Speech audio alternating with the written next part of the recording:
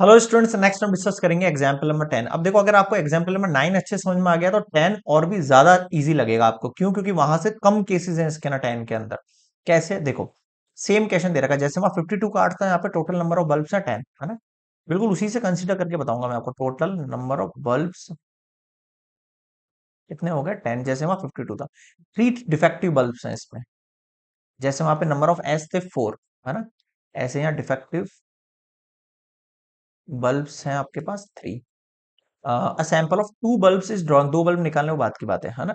मुझे बताओ अगर डिफेक्टिव बल्ब 3 है, जैसे वहां पे नॉन एस कार्ड थे 48 लास्ट वाले में, ऐसे यहां पर गुड बल्ब्स कितने होंगे? या फिर आप कह सकते हो नॉन डिफेक्टिव इनको, है ना। नॉन डिफेक्टिव बल्ब कितने होंगे? 7। अब आपको 2 कार्ड चूज करने हैं ना। If we choose 2 cards out of 10, sorry cards नहीं, 2 बल्ब्स है ना, bulbs. If we choose 2 bulbs out of 10 bulbs, है ना।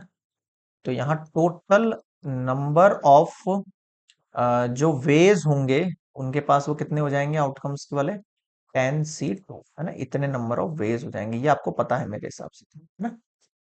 ठीक है। अब आपको प्रोबेबिलिटी रेशियो मिला ना डिफेक्टिव बल्ब्स का। तो डिफेक्टिव बल्ब के क्या क्या केस हो सकते हैं ना। Let X be the random variable. ध्यान से सुनना, let X be the random variable, X be the random variable of choose chosen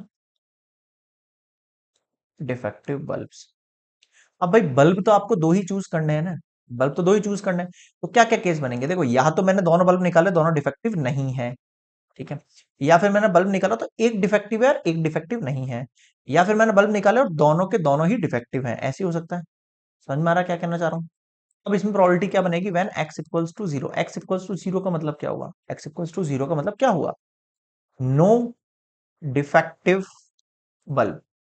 समझ में आ रहा है क्या कहना चाह रहा हूँ? भाई जब मैं नो डिफेक्टिव बल्ब की बात कर रहा हूँ, इसका मतलब मैं किसकी बात कर रहा हूँ? गुड बल्ब्स की बात कर रहा हूँ।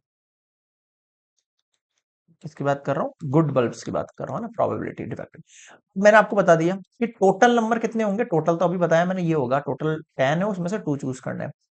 अब कोई डिफेक्टिव बल्ब नहीं है ना आपने। लेकिन निकालने अभी भी 2 हैं।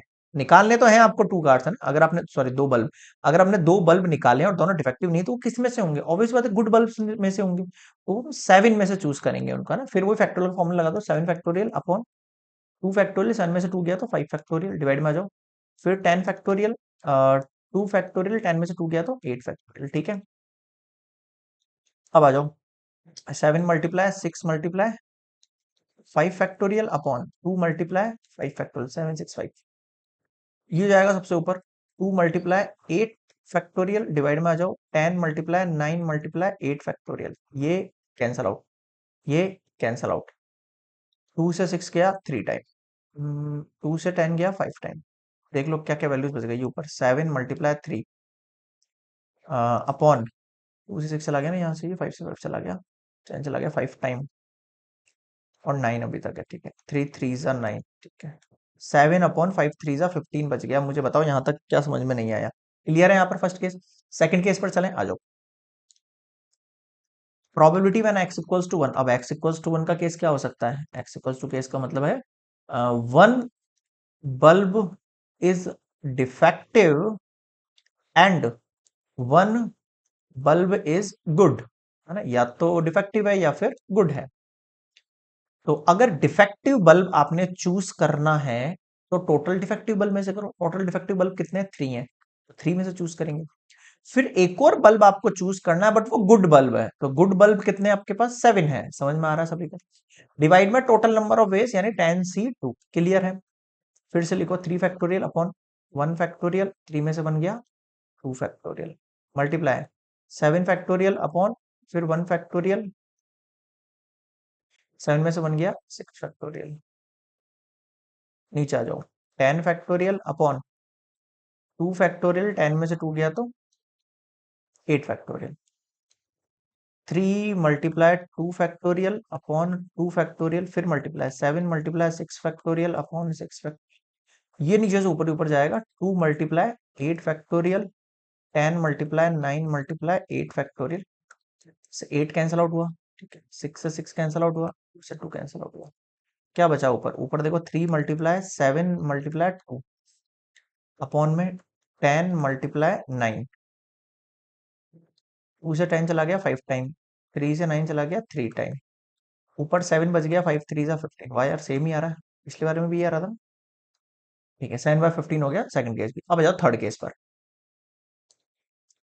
Probability when x equals to 2, इसका मतलब दोनों बल्ब डिफेक्टिव है। 2 बल्ब्स आर डिफेक्टिव, है ना।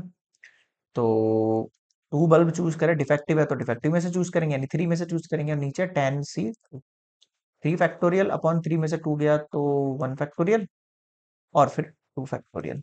सही है, पहले 2 फैक्टोरियल हो गया, 3 में से 2 गया, बन गया 10 फैक्टोरियल, फिर 2 फैक्टोरियल, 10 में से 2 गया 8 फैक्टोरियल। आ जाओ, 3 multiply 2 factorial upon 2 factorial multiply, ये ऊपर ऊपर जाएगा, 2 multiply 8 factorial divide by 10 multiply 9 8 factorial. 8 से 8 चला गया, चला गया, 2 से 2 चला गया, चला गया, 3 से 9 चला गया 3 टाइम, 2 से 10 चला गया 5 टाइम। अब ऊपर क्या बच गया? देखो कुछ नहीं बचा, 1 बचा, नीचे 5 3 जा 15। ये हो गया आंसर। अब इसका प्रोबेबिलिटी डिस्ट्रीब्यूशन बना दो डिफेक्टिव बल्ब का। कैसे बनाएंगे? Required probability distribution x 0 1 and 2। हाँ, 0 वाला जो केस था उसका आंसर कितना आ रहा था हमारे पास? वही आ रहा था शायद, 7/15 आ रहा था, फिर 7/15 आ रहा था, फिर 1/15 आ रहा था। 7/15, 7/15, 1/15, ये हो गया आंसर। क्लियर है यहाँ पर? बताओ क्या समझ नहीं आया। कोई भी डाउट लगे कमेंट सेक्शन में जरूर बताना। लेक्चर कैसा लगा, पसंद आया तो प्लीज लाइक शेयर सब्सक्राइब। मिलते हैं नेक्स्ट एग्जाम्पल नंबर 11।